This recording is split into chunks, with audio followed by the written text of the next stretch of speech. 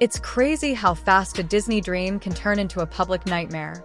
Just a year ago, Rachel Zegler was being positioned as the next face of Disney royalty.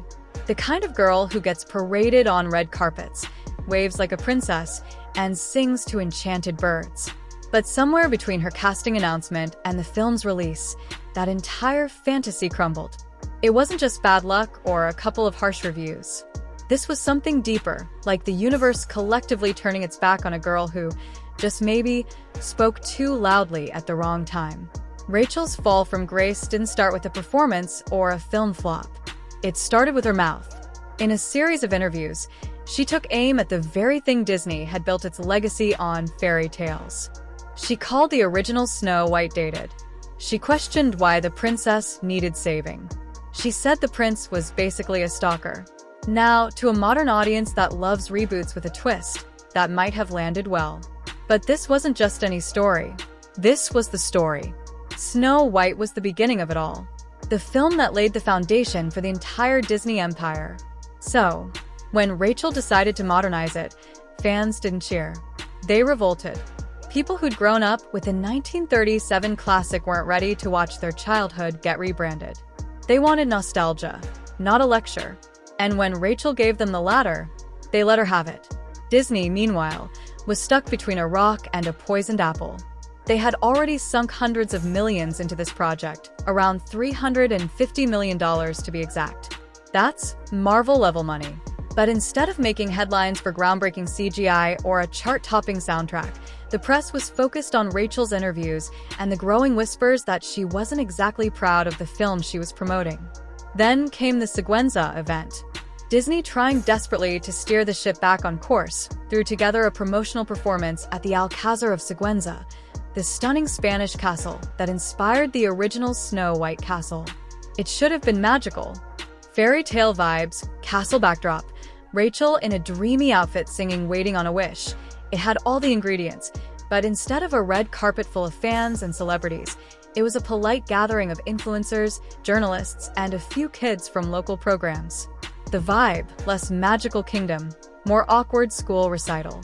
To make matters worse, Galadoo, Rachel's co-star and the evil queen, was nowhere to be found. She skipped the whole thing. It was just Rachel and director Mark Webb smiling for photos like they were trying to convince the world everything was fine, but you could see it in Rachel's face. Something wasn't clicking. And then she vanished. No more major appearances, no interviews. When Snow White finally hit theaters, Rachel was a ghost. She resurfaced only once. Spotted walking around New York City, makeup free, messy bun. Oversized denim layered over a brown hoodie. She looked nothing like a Disney starlet. Puffy eyes, blank expression, like someone who knew the fairy tale was dead before the credits even rolled. Critics didn't go easy on the film, either. Rotten Tomatoes slapped it with a brutal 40%. IMDb, even worse. It tanked with a shocking 6 out of 10 rating, something you'd expect from a glitchy indie game. Not a Disney film with a 9-figure budget. And as the numbers rolled in, the box office collapse was undeniable. After spending over $350 million, Disney barely scraped together $184 million. It wasn't just a flop. It was a full-blown crisis. And at the center of it all stood Rachel Zegler, the princess who never made it to her castle. Rachel Zegler didn't just lose a movie role, she lost the narrative. And once that slipped through her fingers, the internet did what it does best. Tear someone apart one meme at a time. Twitter threads, TikToks, YouTube commentary. Everyone had something to say, and none of it was nice. The root of it wasn't even her acting or singing. It was her attitude, or at least the version of it people saw through their screens.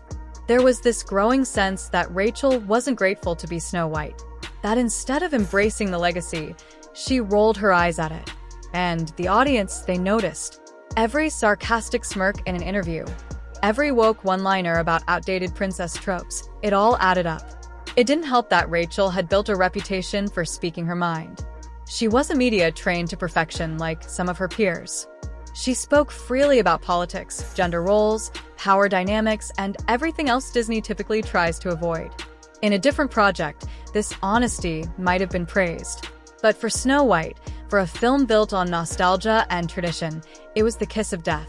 And let's talk about the casting drama. From the moment Disney announced Rachel as the new Snow White, people were divided. Some fans were thrilled that the company was taking a step toward diversity, casting someone of Colombian descent in the iconic role. But others clung to the original image, skin as white as snow, as the Brothers Grimm described it. It wasn't just racism. It was deeper, messier. People tied that description to their childhood image of Snow White. Changing it felt to them like rewriting history. Rachel didn't back down. In a now-deleted post, she clapped back hard. "Yes, I am Snow White. No, I am not bleaching my skin for the role." It was bold. Maybe too bold for a fan base that was already on edge. The backlash intensified. She was called arrogant, disrespectful, ungrateful. Trolls flooded her comment sections. Influencers dissected her interviews frame by frame. Every word, every expression, every outfit, nothing escaped judgment. And then there was Gal Gadot, the evil queen. Stunning, experienced, media polished.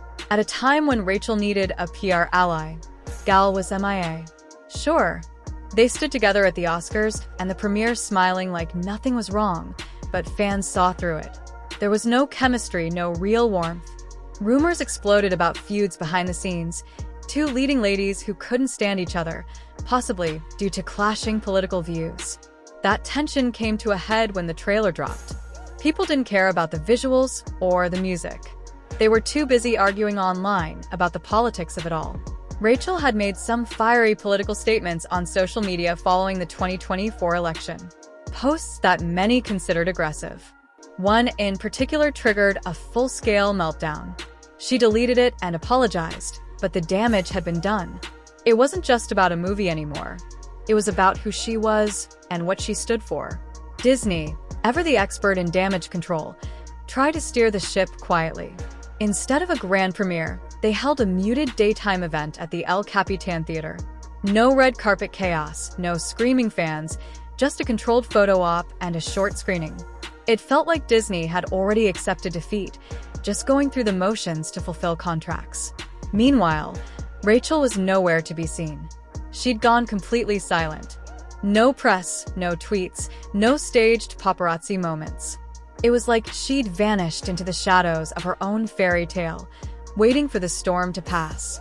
But online, the storm had just begun. At the peak of all this chaos, something surreal happened. Rachel Zegler was spotted sitting in a nearly empty movie theater watching her own film. No big entrance, no team of handlers, just her and a couple of friends in the back row. That image stuck with people. It felt like the final chapter in a story that was once meant to be a celebration, but had now become an industry punchline. This wasn't how Disney rollouts were supposed to go.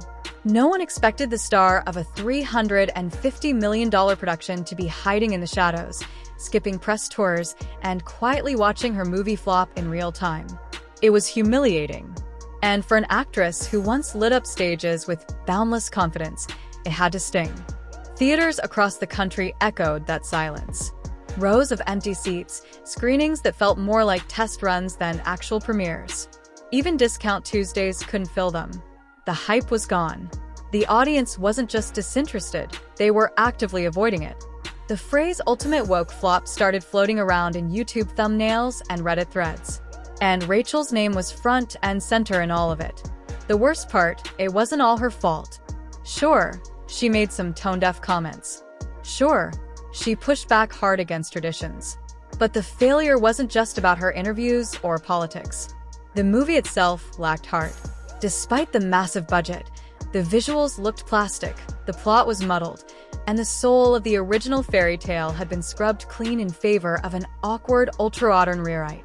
People didn't want a lecture about feminism sandwiched between CGI castles and rewritten legends. They wanted magic. They wanted to feel something. But the film gave them cold dialogue, hollow characters, and the uncomfortable sense that even the actors weren't buying what they were selling. And when your lead actress spends more time fighting off Twitter mobs than promoting the movie, the cracks in the kingdom start to show.